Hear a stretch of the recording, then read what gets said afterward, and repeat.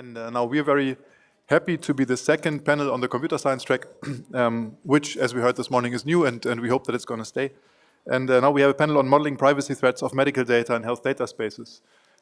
So you may have heard about the situation in Europe that there is the idea to develop and have a European health data space. And of course, in the context of privacy, that can raise a couple of questions. You may also have heard of a couple of incidents. For instance, in Australia, not so long ago, the entirety of a database of breast cancer patients was leaked, including photos, including faces of people, also the names, and then also, of course, photos of the surgical sites. So that, of course, is one of the incidents where this obviously is a quite where this has ramifications on the people that are probably not foreseen. But before going into the discussion, I would like to introduce the panel to you. I realize that behind you, you see my photo, which is interesting, but none other. So that's why privacy. Maybe it's yeah. So we all work on privacy. That's why nobody shared their photos. But we made sure that at least now we sit in the same order that you can also see in the slide, so you will be able to recognize the people. And without much further ado, to my direct left, there's Franziska Böhm. Franziska is Frau Professor Böhm is a professor of intellectual property rights and vice president of the FIZ Leibniz Institute for Informational Infrastructures. Her background is law, and I know that she's very nervous because we're in the computer science track, and she studied law. But we're not bad guys, so we will make your life easy. Which she studied in Germany and France, so very European. She also made her PhD from the University of Luxembourg. She had several academic steps, also in Münster, for instance, and right now she has a focus on digital rights and legal harmonization in the EU. And she was just saying that the topic of the previous panel would have been exactly her topic, but she's still happy to be with us today. Yes. Then the next in line is Dominik Schröder. Dominik is a professor at the University of Vienna since 2024, I believe. He graduated from TU Braunschweig in computer science, I believe, or yes, in computer science, mathematics? CS, computer science. Computer science, here we go. And he did a PhD in Darmstadt, which is where I met Dominik first. He had a couple of academic steps also at the University of Maryland with very famous people working there, University of Saarland and Erlangen. His interest and his background is in cryptography and anything where it intersects with privacy, theory, formal methods, and so on. And Dominik is not only an expert on crypto, but he was also involved in the analysis and policy advice around the German EPA that you may have heard about. So the electronic patient records in Germany. I believe next in line is Dr. Kim. No, I don't know how to pronounce the last name. Words. Yeah. Thank you. And Kim is here because she's a leading privacy and engineering expert. She graduated and got her PhD from Karl Leuven around the corner. She was she was actually the leader of the development of Lindun, and Lindun is something that we'll be talking about a little bit later on. I looked at her profile, and it seems as though she's a speaker at all of the usual venues, so I won't start naming all of them. And she's also co-author of the Threat Modeling Manifesto, and we'll be talking about threats today. And then, last but not least, there's Professor Isabel Wagner. She's a professor in cybersecurity at the University of Basel. She graduated and got her PhD at the University of Erlangen and had a couple of intermediate steps all around the world at the universities of Osaka, at the University of Hull, and de Montfort University, I guess, in Leicester. She's pretty well known for being interested in privacy metrics, so how to measure privacy, and she also published a book 3 years ago, I believe, on auditing corporate surveillance systems in 2022. So my name is Thorsten Strufe. I'm a professor of IT security and privacy at KIT, Karlsruhe Institute of Technology, and I'm also interested in privacy.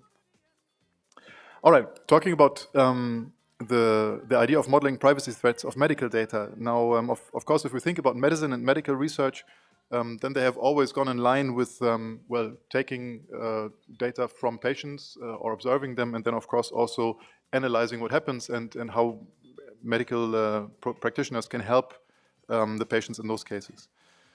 And now, of course, if we look at all of the development around machine learning and AI, as we also like to call it, or even just data analysis methods, then of course this medical data seems to be a really interesting resource. And of course, especially if you think about rare diseases, this is one of the common subjects in this discussion. It would the research would really benefit from ever more data from ever more individuals, so that you can also investigate and of course then maybe find cures or learn more about certain diseases.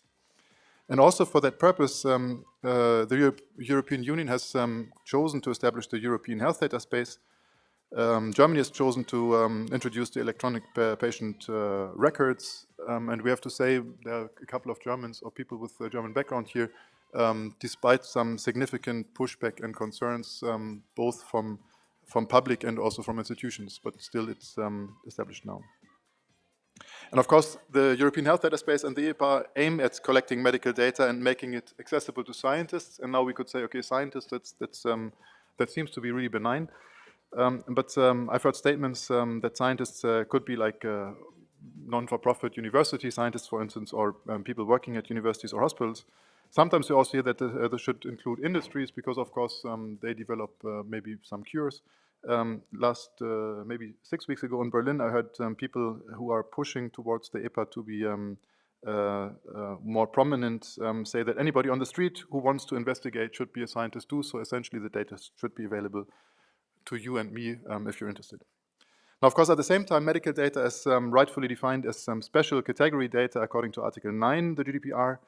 And that's not very surprising because, of course, it's highly sensitive. The loss can have severe personal ramifications and harms to the corresponding individual. And I was mentioning the loss, for instance, of the data of the breast cancer patients, where this is really quite obvious to anybody, I guess. And now, of course, the GDPR doesn't really say, well, go ahead and do it, but GDPR says and wants to know, and I think it's the same for the society. The society also wants to know what potentially privacy threats could be, and maybe also how such kind of a privacy threat assessment could be done, actually, because despite the fact that we always in computer science talk about threats and risks and then about mitigations, it's not really quite so prominently clear how such kind of threat assessments can actually be performed. And but yet, of course, they would be important so that we understand the ramifications for the fundamental rights of the individuals whose data is going to be processed. And that's what we want to discuss today. So we had a couple of questions already prepared for the panel here. And the first one, of course, is just like an opener. Which risks arise with medical data sharing? And how can the impact be assessed? Maybe, Franziska, you can start if you wish, if you can get us a little bit of a legal background on that. Okay, I start, although these noises, I think it's a plane. So I think it's it's not very difficult, but we have risks in law, which is not a term which is totally 100% defined. Yeah, tomorrow we will have a panel only on the definition of risk, I heard. So I could say a lot or even not a lot. So I try to limit it a bit to maybe 2 or 3 sentences. Yeah. Risk from a legal point of view relates mostly to the assessment on how can a certain measure affect or will affect and infringe fundamental rights. Yeah, how can it lead to damages, and how and which maybe damages arise or likely will arise from a certain measure I do or I pursue. And mostly it targets 2 dimensions to assess the risk, like the severity of possible damages or infringements and the likelihood of further damages or possible damages in a physical, material or non-material harm. So there are different categories of risks. I think you know it all from the GDPR. It creates these risk-based approach, as the AI Act also does. And yeah, maybe I will limit it to that, and we come back to the notion of risks a bit, or risk in medical data sharing later, for examples, for instance. Excellent. Thanks. Thank you very much. Maybe skipping to Kim, since you've been working on that for such a long time. What's your take? Yeah, so I think maybe my co-panelists will dive a bit deeper in specific medical data risks. I want to highlight that it's important to just start from the basics. You will, whether you're dealing with medical data or whatever personal data, you first need to focus on the foundational stuff, which is violations against the security CIA triad, confidentiality, integrity, availability, but especially also when we're dealing with medical data, which is, as being pointed out, a sensitive category of personal data, the privacy threats, which are basically violations against the privacy engineering goals triad as defined by Marit Hansen and Mako, and I forgot the third guy's Martin. Which are unlinkability, intervenability, and unintervenability, I'm sorry. I keep calling it control because it's a bit of a tongue twister, and transparency. So those are the essential goals that you want to achieve, and that means that when we're dealing with medical data, we need to figure out the threats against those. Once we figured out those threats, we can assess impact, likelihood, and that defines the risks to that service, to that feature, to that system, to those medical data. Impact will vary on a number of factors, depending on the exact use case. That's the interesting and challenging part of privacy. It all depends on the context. You can't generalize the impact of a privacy threat, privacy risk for medical data in general, because it depends on what I would describe in layman's terms the cringe factor.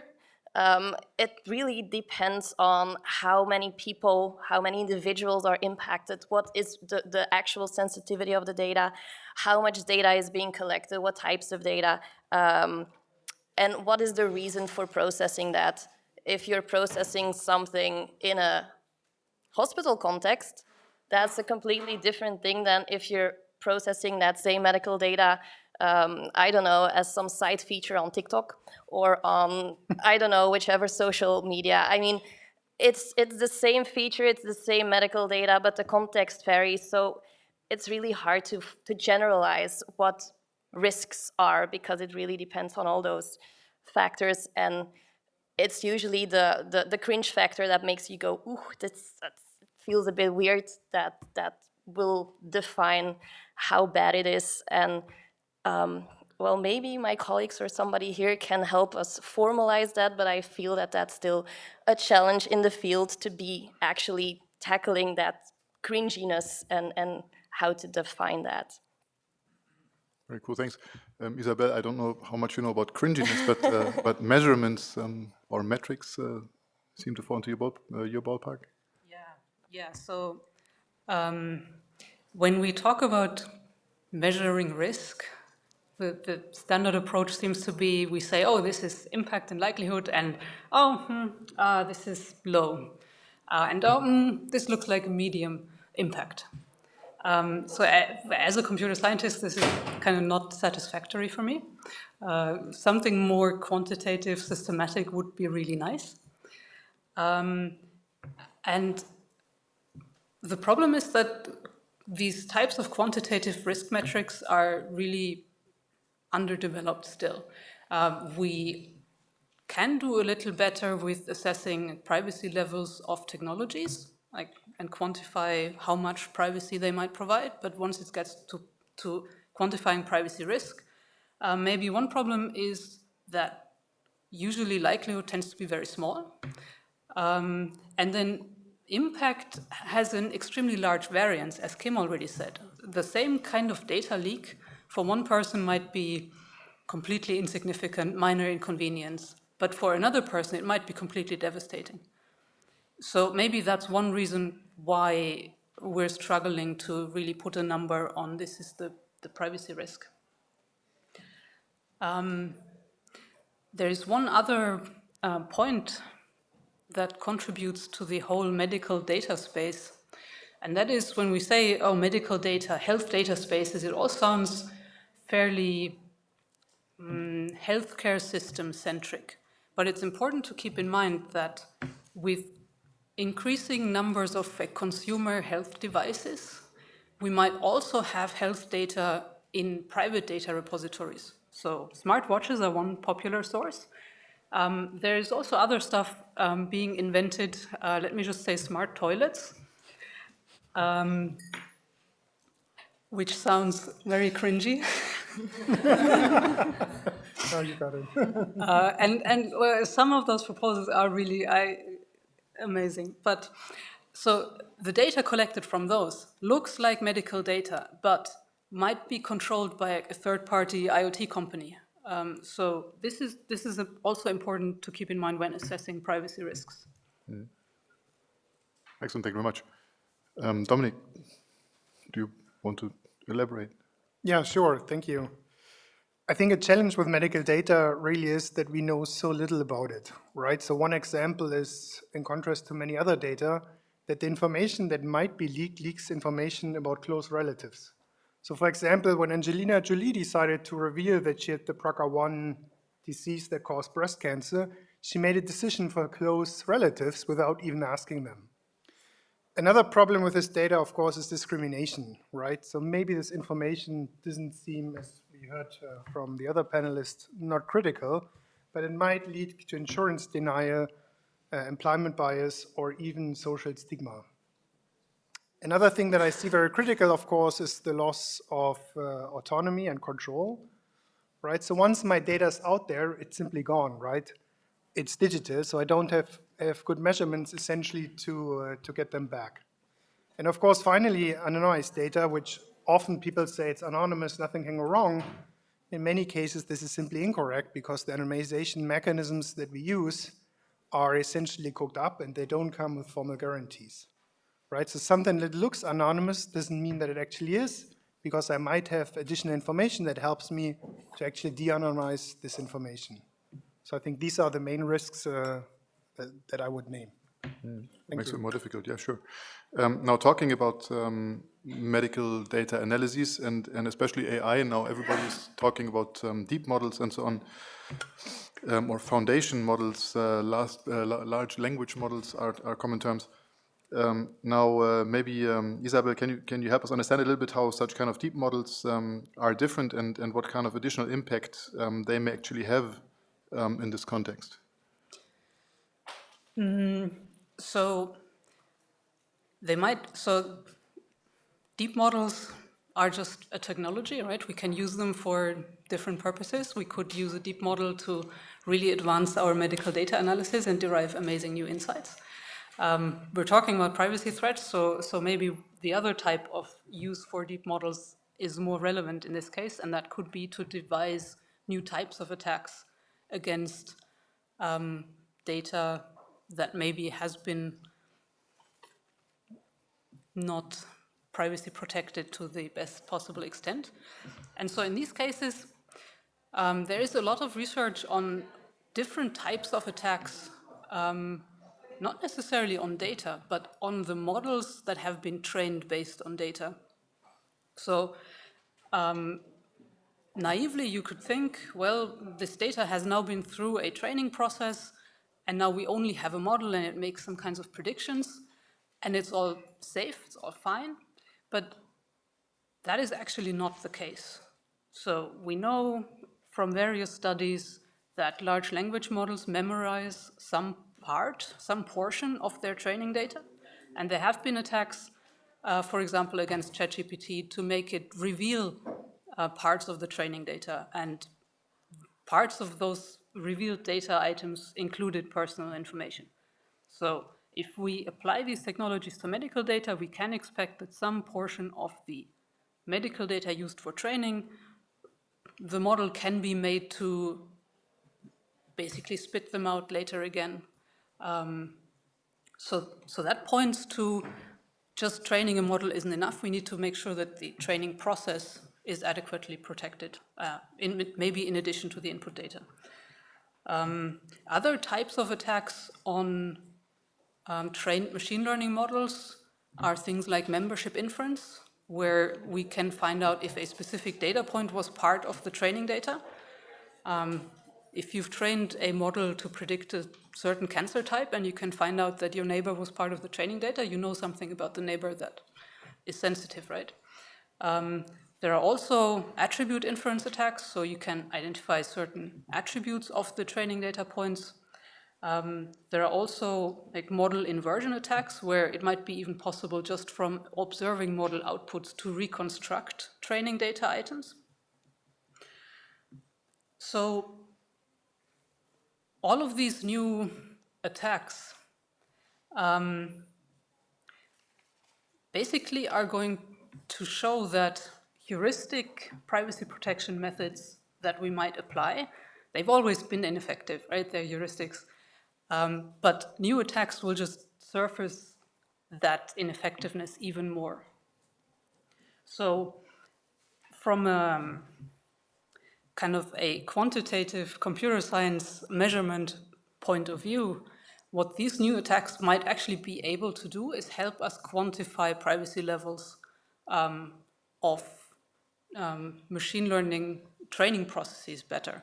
So if we devise a new privacy-preserving training process, then we could apply all of these new attacks and get a better handle on whether that training process is actually privacy-preserving or whether it's not good enough yet. Yeah, excellent. I mean, there's already generally a problem not only with medical data, right? So these attacks have been shown to work quite nicely. Dominic, you did work on the peculiarities of medical data in the context of the German health data records. So what makes them so peculiar, and why will they be so difficult to protect? You mean the data in general, or? The medical data and why is it probably also so difficult to unlink them from identities and or anonymize them for whatever that actually means? So the problem is essentially, I would say, technically the sparseness of the data. In other words, I mean, you basically have a huge vector of possibilities, and you just need a very few points to uniquely identify a person. Right, so an easy example to visualize this, right? If we look at the audience and we just say, we'll just look at male and female, then we have a relatively large anonymity set, right? I mean, let's assume it's roughly half. But now as soon as we start adding more features, right? Be it age, be it height, be it other points, then these anonymity sets decrease very fast. And this is what makes the problem so hard, right? We want this specific data in order to have good results for the analysis. At the same time, it greatly reduces the possible anonymity sets. Yeah, thinking about the attacks, now if we pipe such kind of data through, for instance, foundational models or something, thinking about the attacks, shouldn't aggregation or like some people have been talking about differential privacy or differentially private machine learning and so on. Shouldn't those effectively prevent all of the risks, or? So with aggregation, of course, the hope is to reduce it to some extent.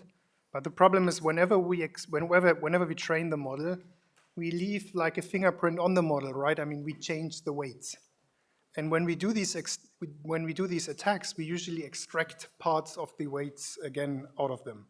And because the data are so sparse, we can then link them essentially back, right? So that's again the same challenge.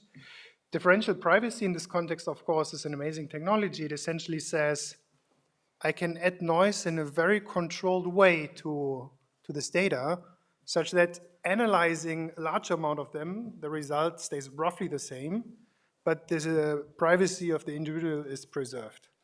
These techniques are amazing, right? They're out there for decades. The problem is, usually we need to understand very well what kind of analysis we're doing before we actually apply these techniques.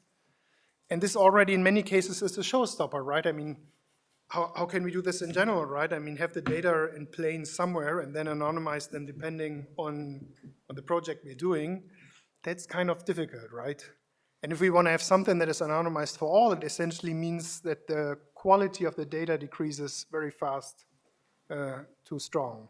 Yeah. And I guess this is the balance we have to find. Yeah. Yeah.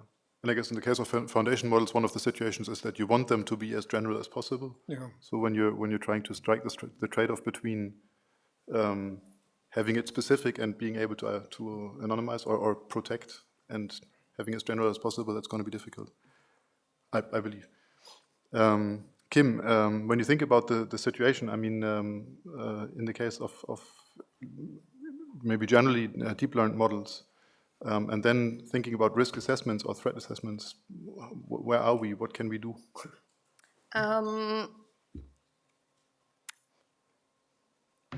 Well, the risk assessments, the threat assessments, I think are kind of the same, whether you're doing deep learning or just building a regular system. The deep learning is also basically just a computer system that you will need to analyze. For the LLM, ML, AI part, well, that technology is evolving so fast. Security and privacy research is trying to keep up, but it's basically a cat and mouse kind of race to keep up, and currently we're failing.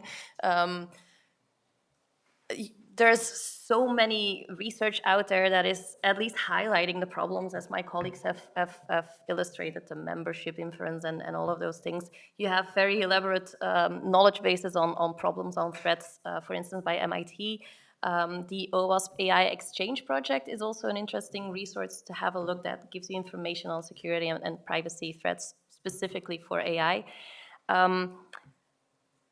Knowing that, I want to have the critical note that we know how powerful AI can be, how helpful it can be. We also know how sensitive medical data can be. So think about all this before you decide to just throw it all together, because the LLMs, the MLs, the AIs are the strongest. The more data they gather, the whole big data hype is there. When we're talking about those medical or health data spaces, that's basically saying we're going to share everything and have intermediaries control it. It's going to be a challenge to make sure that, again, use case per use case, as you described, okay, in that case, it's okay to use differential privacy. In that case, we don't want to share anything. In that case, we want to use this technology. Who will decide this if we are using different, I mean, have data holders and intermediaries and all of that? I don't think it's solved, but it's an interesting challenge. Oh, I also want to point to the ENISA report on privacy about, well, in health data spaces that is not specifically on AI, but has some use cases on privacy. Excellent, thank you very much. So we're asking ourselves when we're preparing the panel also how such risks could systematically be measured and identified, and if certain tools can help, like Pia and Linton, and we'll talk about those in a little while. But maybe Franziska, again, computer scientists very often have like this slightly, maybe for other people, bizarre view on risks, because very often we think about like worst case scenarios. So when you talk to an IT security person, then usually, and you're asking them, so what could go wrong? Then usually they will say, well, I mean, it may also happen that a little kid is running on the road, and then the driver is distracted, and then he crashes into a tree, and then a helicopter sees that, and they're crashing into a nuclear power plant, and then suddenly there's the Third World War, and this is how we think as computer scientists. I've learned over the last couple of years that lawyers think a little bit different about risks and threats in some cases. Can you help us understand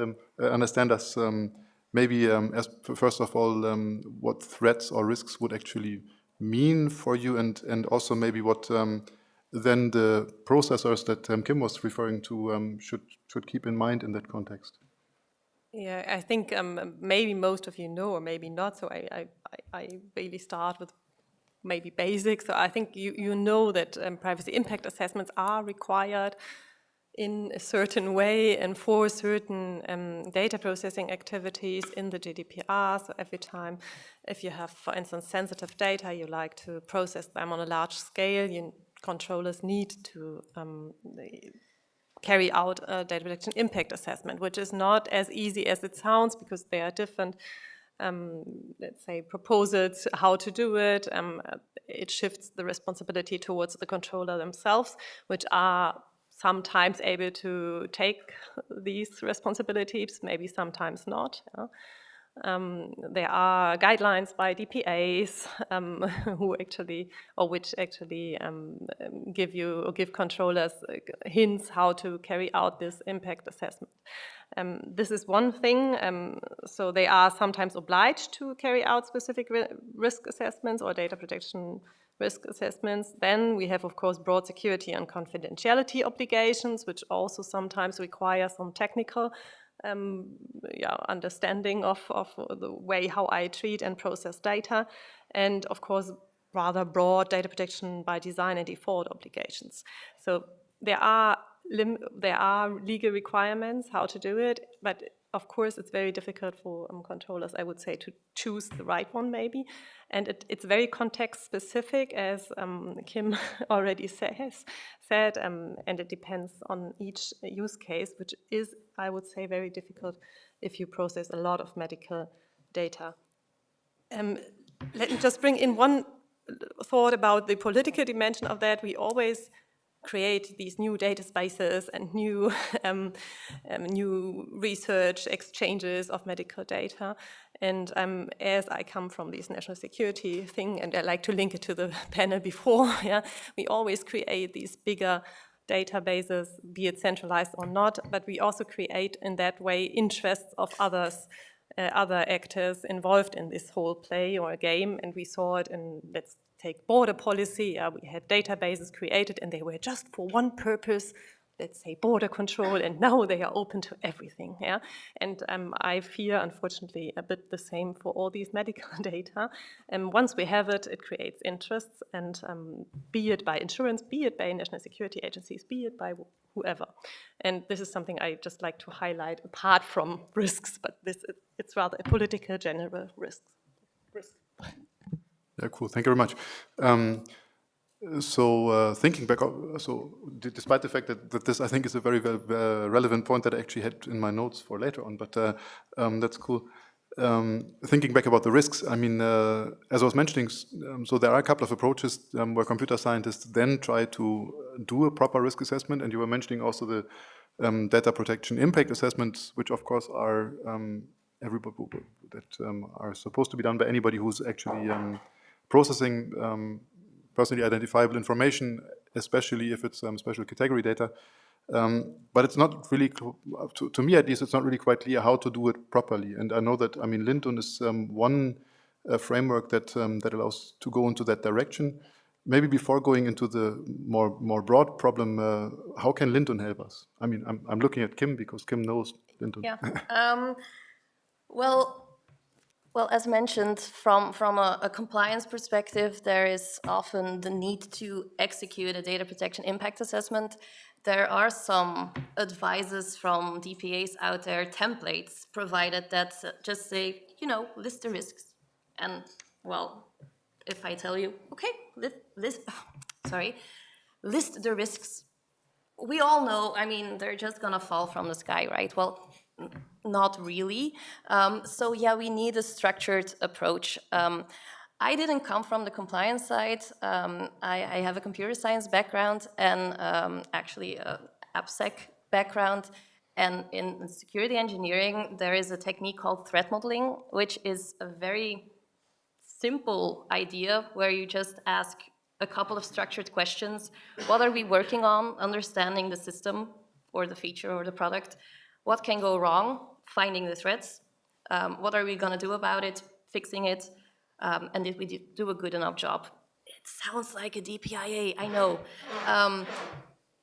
And then for that second question, what can go wrong? There is a bunch of more engineering kind of frameworks, approaches, knowledge bases that actually give you some structure, some guidance on finding the problems, giving you structure. For instance, for security, there's Stride, created at Microsoft. It's like the best known security threat modeling approach out there that gives you structure. Stride is an acronym for spoofing, tampering, repudiation, information disclosure, denial of service, and elevation of privilege. Linden is, in a similar way, an acronym for the most important privacy threat categories, which are linking, identifying, non-repudiation, detecting, data disclosure, unawareness, and non-compliance. It's all available freely on the website. You don't need to remember this. But so what essentially is the value is that in addition to being an acronym, it provides additional structure to think about this stuff. Coming from computer science, engineers understand it, and basically you get the same response. The other day I had a workshop with a couple of security architects. It was organized by the DPO, who was explaining like you can use this for a DPIA. And halfway through, one of the security architects went like, oh, so you're saying we're not just documenting, this stuff is actually useful? I think it's mainly that part, the misconception that a DPIA is the compliance checkbox, and we just document stuff, we write ugly reports, and we file it somewhere in the bottom drawer because check, we did the DPIA.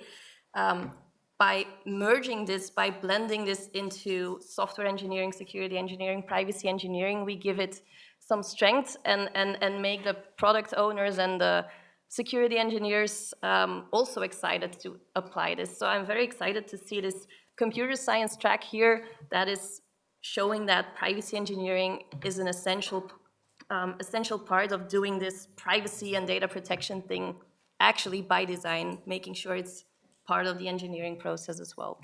I'm sorry, I promised a short intro.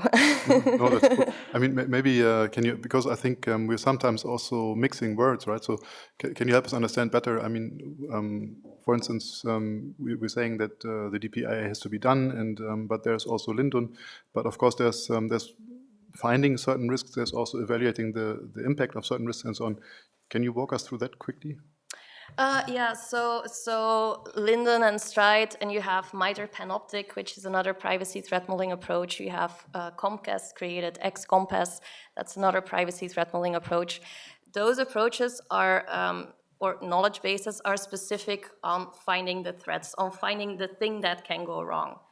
Once you figured out the thing that can go wrong, you can then start assessing the impact, the cringiness factor, on all of those things, because you first need to get a feeling of, okay, in this part of the system, I mean, we have incoming flows that are processing, I don't know, sensitive medical data about certain patients. Okay, let's follow that flow. Okay, we see that that's being shared with a whole bunch of people. Maybe they shouldn't have access to it, so that's a potential threat. Now let's examine the impact. Let's look at who is actually receiving it. Do they really need it? How sensitive is that information indeed for the individuals? It depends on the broader environment. For instance, the period tracking apps, they got a whole privacy boost when Roe v. Wade was overturned a couple of years ago, because suddenly they realized that, oh, a period tracking app, which does like normal, natural things being tracked, now suddenly it can be used against women to prove that there might have been an abortion. Okay, maybe we need to make sure that those women are protected and include some privacy features there, allow anonymous use. At first, it was like, well, it doesn't matter, but based on that input, on changing legislations, on expectations from specific individuals, as Isabel already pointed out, that impact will change. So Linden, Stride, Panoptic, the threat modeling thing will give you most of all the problems, the issues, and then you will need to assess the impacts and see, okay, how problematic is it and how do we rank it? Because as privacy professionals, we would love to solve all privacy problems, but we will need to prioritize budget, time, and all of that. Excellent. Yes, just like we'll be done in like 2-3 minutes, and then we'll hand over.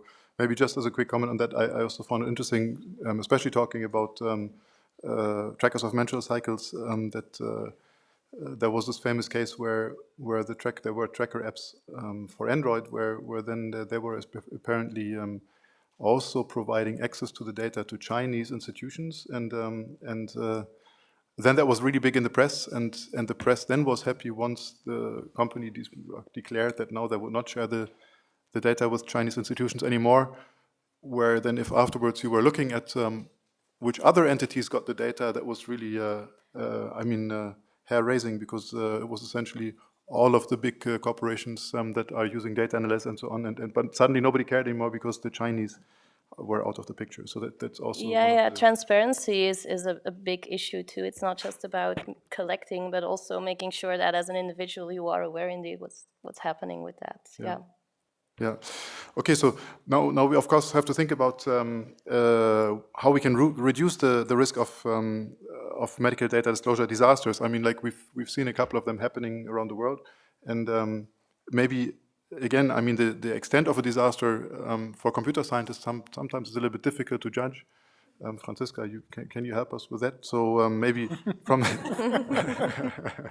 from regulators and maybe data processors' views, what should they keep in mind? Well, I don't know. I don't have the solution for everyone. I can tell you. No, of course. Well, as I already said, be compliant. I mean, someone of you already said it. There are technical tools to talk to the DPIAs. Maybe there's guidance and case law. There are also lawyers specialized on that. I think this comes if you are a processor with a whole bunch of medical data, consulting, and keep in mind the high sanctions, which are maybe We're still waiting for some of the court cases to end. Anyways, Isabel, maybe from a slightly more technical point of view, what's your take on that? On reducing risks? Yes. Personally, my favorite approach is the unfashionable one. Just don't share data widely. Just restrict processing to a purpose, and then most of the risks will just go away.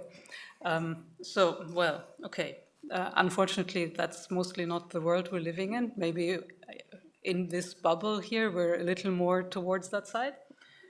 But basically, I think we shouldn't try to rely on any single mechanism. In security, we already know we have to do a sort of defense in-depth approach. We have to combine different technologies so that maybe if one fails, we still have some other safeguards in place. So in the concrete example, that could be maybe we have strict access controls. That could be, part of it could be limiting access to scientific institutions, but it could be even stronger to say we also need a purpose specification for each individual data processing. And then, of course, we would need to combine that with actual strong privacy protections with formal guarantees in the background and not just some heuristics that someone dreamed up that might work. But whatever we do, I think the very important thing to keep in mind is if we have mechanisms that are difficult to apply, then people will find ways to not apply them and work around. So basically, the privacy-preserving way to do things needs to be the easiest way to get the job done. Maybe we'll just, I know that Dominic wanted to say something, especially with regards to the effect of threat modeling and other mechanisms as a last point, and then we'll open the floor for discussion. Yeah, I think reducing the risk, of course, is something that keeps me awake at night. I think it's very interesting. We have many tools there where we could increase it. So I think the first point is really use privacy-enhancing technologies wherever possible and talk to people that understand what they can achieve. The second thing, however, right, we cannot solve the problem purely on a technical level, right? I mean, we publish the best papers and nobody will use them. Therefore, we definitely need help from the legal part.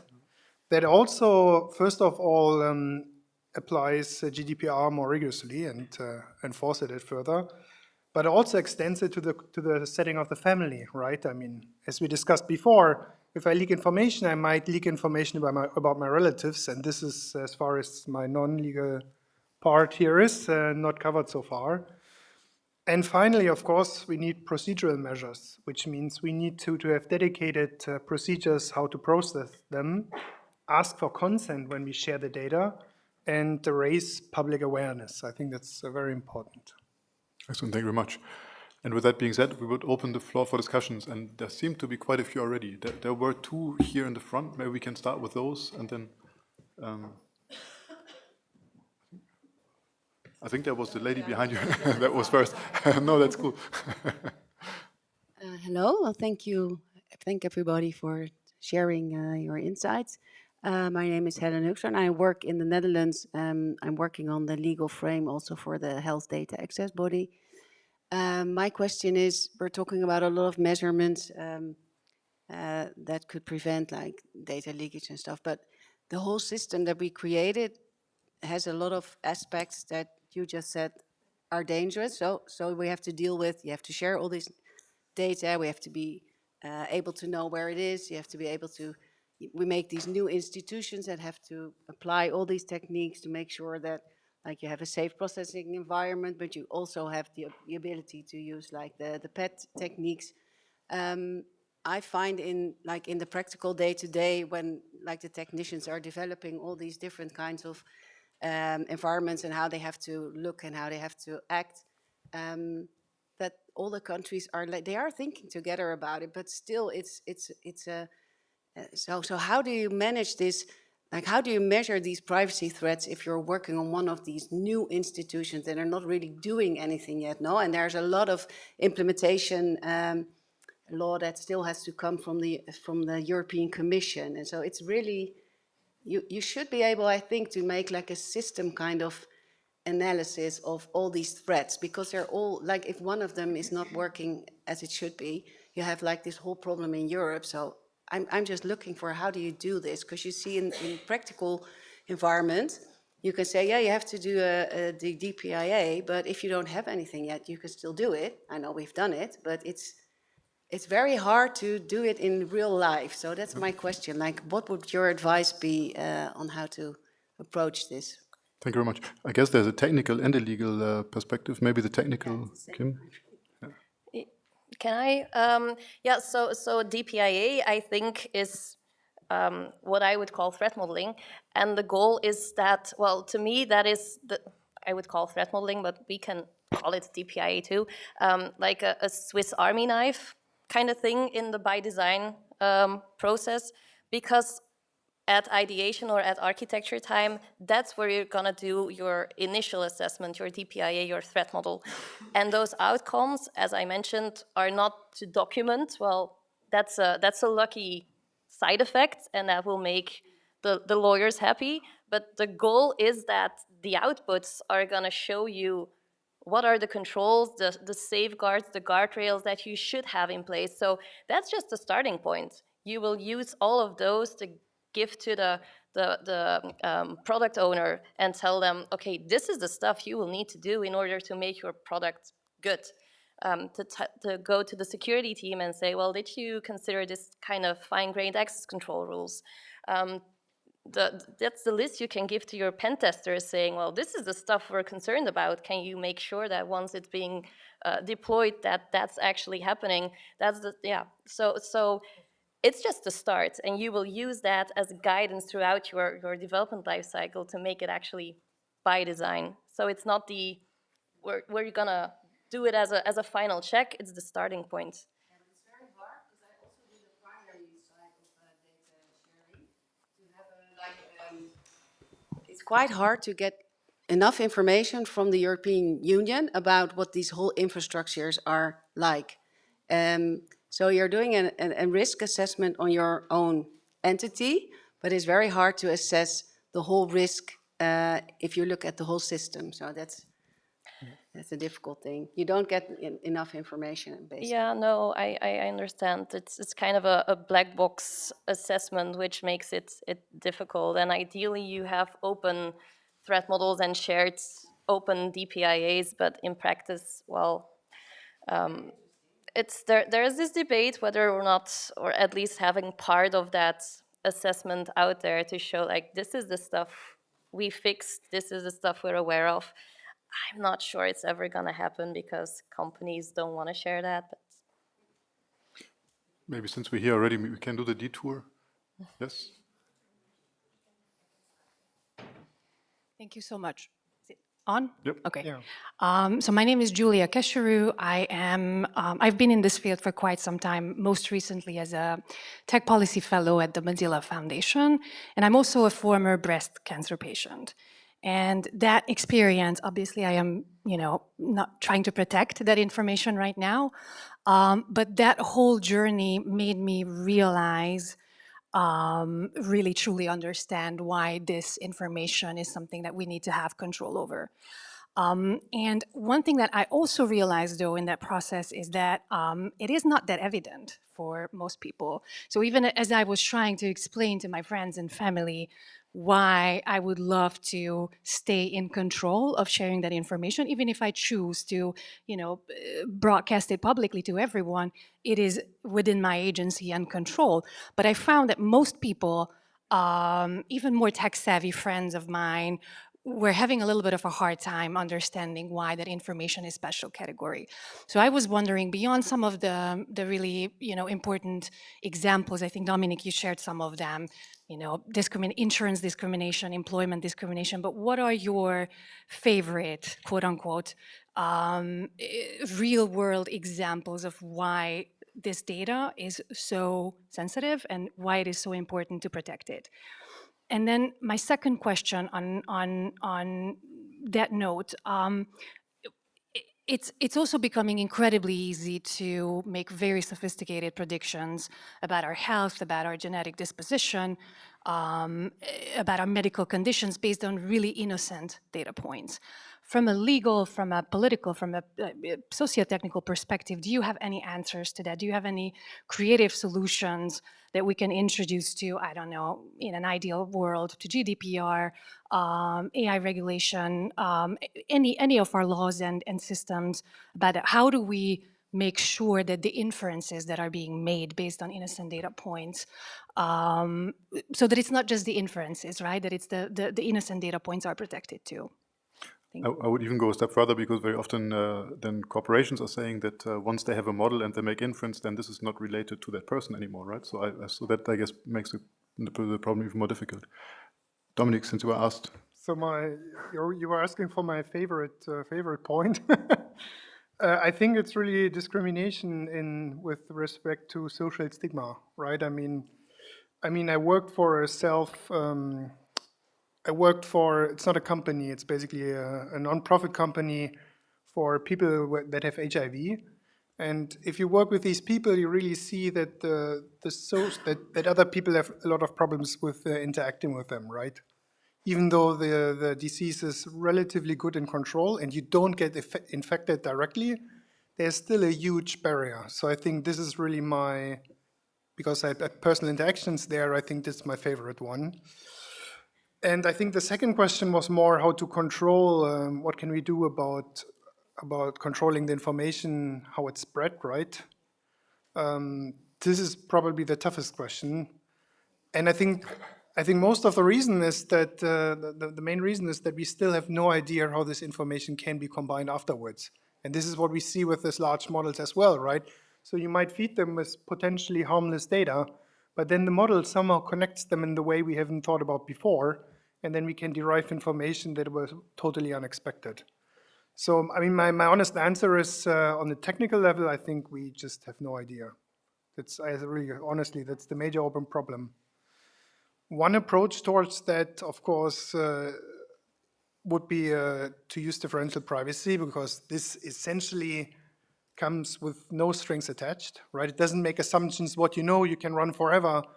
But again, the problem is that it's very difficult to use in the first place.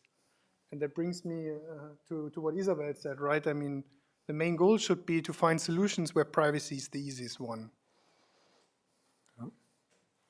Excellent, thank you. Maybe we had Ina here in the front. Sorry, did that answer the question? Yes. Excellent.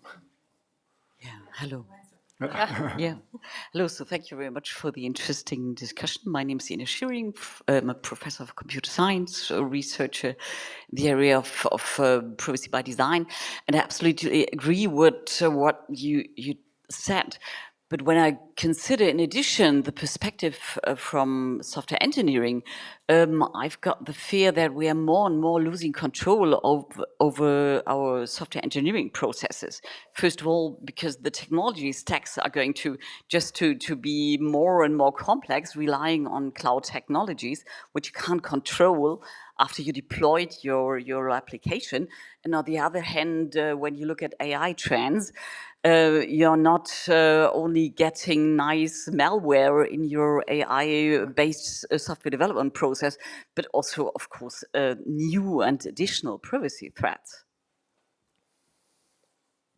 So I think we all agree on that, actually. I'm not quite sure if I hear a question there. So, yeah, the evolution of vibe coding and all of that is going to be a very interesting one to follow, and that might give us the boost that we privacy people were looking for, like all the the implications that's gonna follow after some leaks might make people realize, wow, this is something we need to take care of. Yeah, but how can we, in this world, make privacy-preserving software engineering the easiest way? yeah, so I mean, I think that also refers to what I was saying earlier with regards to the apps monitoring the menstrual cycle, where then the app developers very often are not malicious, right? So very often they're just using libraries and pieces of software from others, which then do some stuff in the background that they're not really aware of. And I think, so in that context, as Dominic was saying, from the computer science perspective, we seem to go into the opinion that we do the best we can with privacy-enhancing technologies, and the rest has to be done by the legal people, because... I think Marit had another comment. Yeah. And while the mic is going there, I want to comment on the pets as solution. I see pets as a last resort, actually, than as a solution. Ideally, well, it depends what you consider pets, but ideally you minimize and abstract and do all of that stuff, which I wouldn't necessarily call a pet. You first do the by design, the engineering part, and then if you still have data that needs those special fancy crypto stuff, then that's, to me, the last resort, rather than let's just throw differential privacy at everything and ta-da.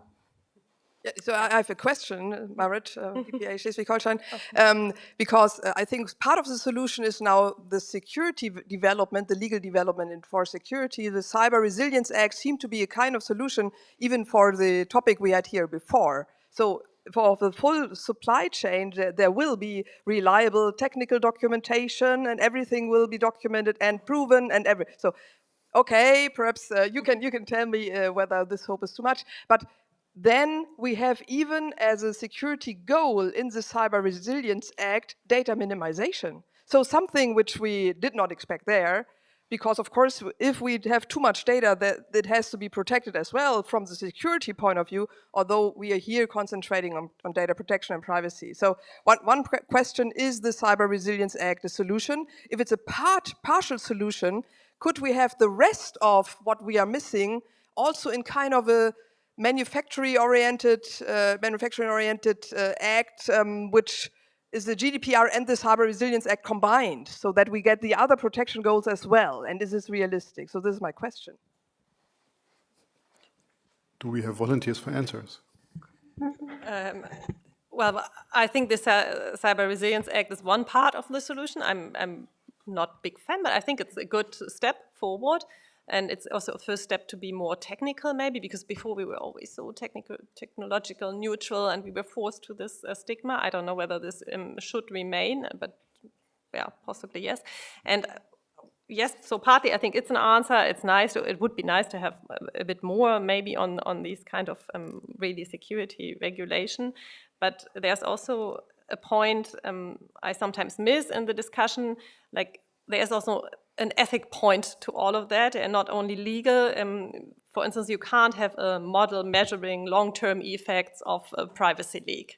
Yeah, it's technically possibly impossible, and also legally it's very difficult to put it into legal terms. So there is this ethical side which comes into play, and which can't be codified in a way. Yeah, so it's a kind of work we need to do. We all need to do, and yeah, developing these kind of ideas. How can we measure these things and make it more clear for everyone? Yeah, maybe you can develop a model for measuring long-term effects of data leakage or something. Yeah, so partly, I don't know, Marit, you know it better than me. Yeah. Yeah, I think it's great that it's like it's new again. It's aligning it. It's bringing into security legislation. There's been this GDPR fatigue. People being like, yeah, whatever. It's like old news. So having it, I don't think we can have privacy in every new legislation, but it kind of needs to get a boost. So let's hope that this will, yeah. We're optimistic. We have roughly 10 minutes left, and there were a couple of questions at the back that were hands were raised very early. We'll get back to the front in a minute. Hello, thank you. My name is Nicholas. I work as a DPO in the Netherlands. My question is the following. It's about language. So during the whole period, the whole duration of the panel, we used the word AI, right? And my question is rather, isn't the threat the use of that language in itself? Is it really AI? What are we talking about when we talk about AI, right? I'm a lawyer by training, so I would go to the AI Act, but because of that bias, aren't we making the choice of accepting the technology that's in front of us when we do a threat analysis or a DPIA, and don't we make the choice of discarding the possibility of using a technology that's actually privacy preserving for the same results? So we were talking about medical data. How about if we talk about diagnostics as an example? There's a lot of products out there still being released today that are based on regressive logic rather than LLMs or deep learning, right? So by the simple fact, I mean, in my view, obviously, shouldn't there be a new kind of test? Or is it something that's already, that I think there are tests that would cover this, but basically, is it really necessary to use that specific technology if the output would be the same and we would preserve privacy by not using that specific code or tech? That's my question. Yeah, so thank you very much. Note that we titled the panel knowingly or like on purpose, privacy threats of medical data and health data spaces. So looking at the data rather than the functionality or the algorithms that would be used on that. But I agree with you that that as soon as we think or talk about AI, then suddenly it becomes very vague. Now taking that road, maybe I think also Isabel was saying that if you can avoid any kind of technology that makes it more difficult, you should. How would you see that?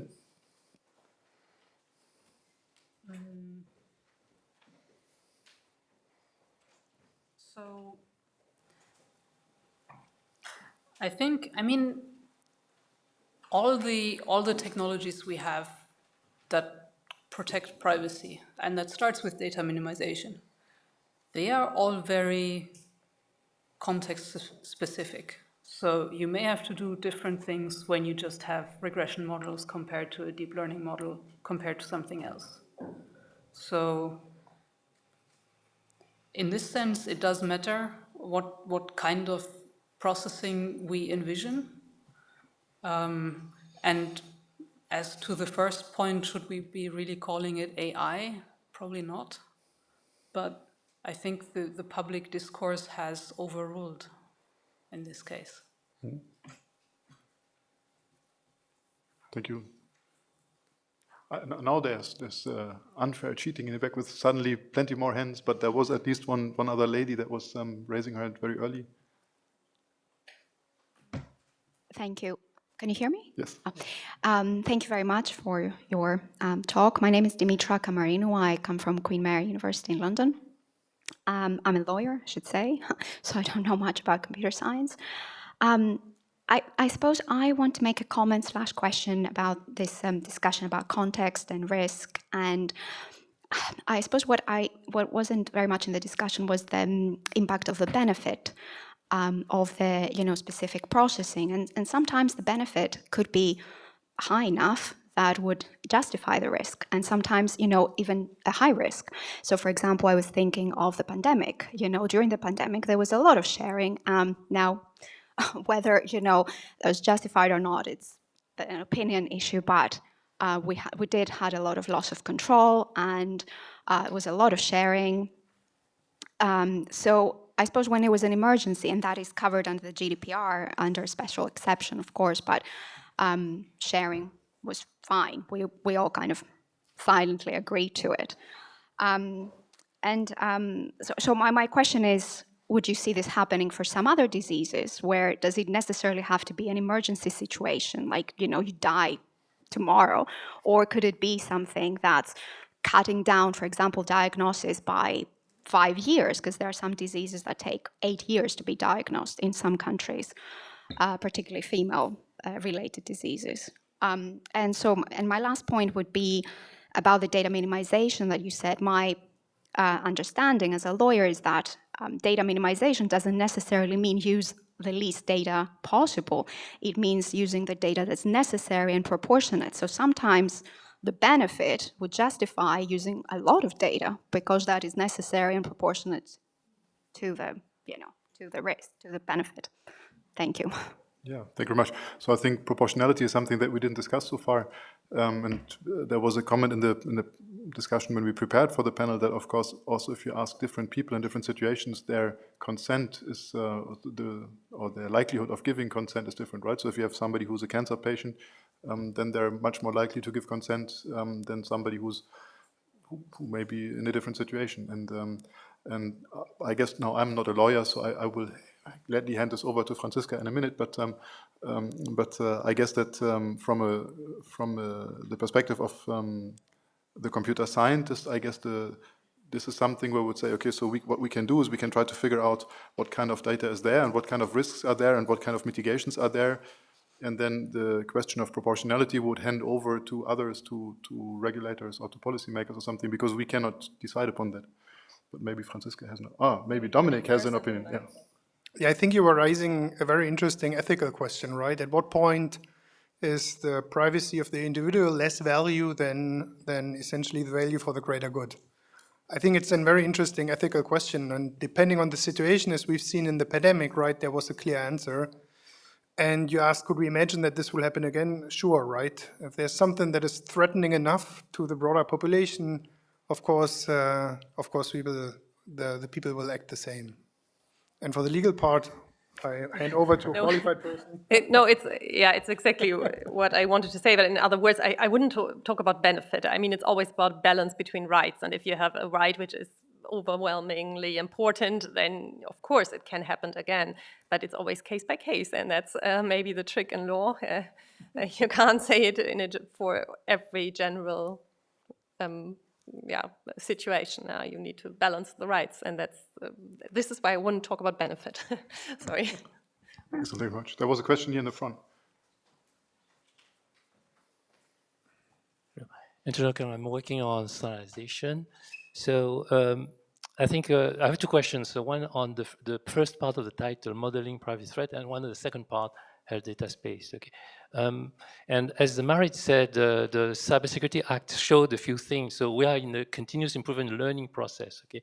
And of course, my question is, once we have modeled private threats, we will have the solutions. Okay. So it's the second half of the thing. So are we ready? My question is, are we ready to share the solutions and maybe the approach to the threats, the Linden aspect? Okay. The second question is on health data space. I see health, but data space is for all the domains, okay? So there's a problem of siloing health, having a solution that doesn't take advantage of the data space solutions. In standardization, currently, we're working on two standards. One is data space, so 21551, and there is another one we just started, 25850, which is data space use cases. And I haven't seen health data space use cases. So I'm calling for maybe the community to work together, okay? Not to work in silo. Yeah, thank you very much. So the first question probably goes in Kim's direction. Antonio, can you repeat there was part of the question was on the solutions? So the going from threats to goals and controls. Yeah. That was the first question. I think we are getting closer to formalizing, to finding how to find the threats. I think it's still a kind of open question on what solutions are out there now? I mean, we have the typical differential privacy kind of solutions, synthetic data, all of that stuff. But the problem there is, as Isabel said, the usability. I love this quote from a security friend, but it privacy as well, so I'm gonna rephrase it. Privacy at the expense of usability is at the expense of privacy, and we're still there. I mean, we have the theory, but I talked to a bunch of privacy engineers, and it's great when you work at Google and you can say, okay, I'm just bringing in the crypto expert, and they will do it. But most companies don't have the crypto expert to come figure out a differential privacy or whatever kind of thing. There have been some approaches to figure out privacy patterns. Well, it's work from Jaap Henk. I think it's a great foundation. There are some projects that try to capture privacy controls. You have a NIST report on security and privacy controls, but actually an overview of these are all the solutions, and this is how you can use it, and this is when you should use it. I just want to say that we are just about to publish a standard, you're gonna solve it. 27564, which is called privacy models, and we have two parts. One is privacy threat models, and the other one is privacy threat solutions. Okay. Right. Of course, it's global, and it includes AI, so it's going to be a technical certification because it has to improve to include exactly what you say. So I'm calling for contributions there. Okay. Very cool. Thank you very much. We're actually out of time now. I know that there have been quite a few more questions. Yeah, but I'm so here I'm German. Yeah. But we'll maybe in the interest of people being hungry, and we never want to compete with lunch, I would suggest that we stay here for a couple of a few more minutes. If somebody has still some burning questions, then we'll be happy to help. Everybody else, thanks a lot for your interest actually in this panel, and of course also thanks a lot to my panelists and the organizers of the computer science track at CPDP 2025. Thanks. Thank you.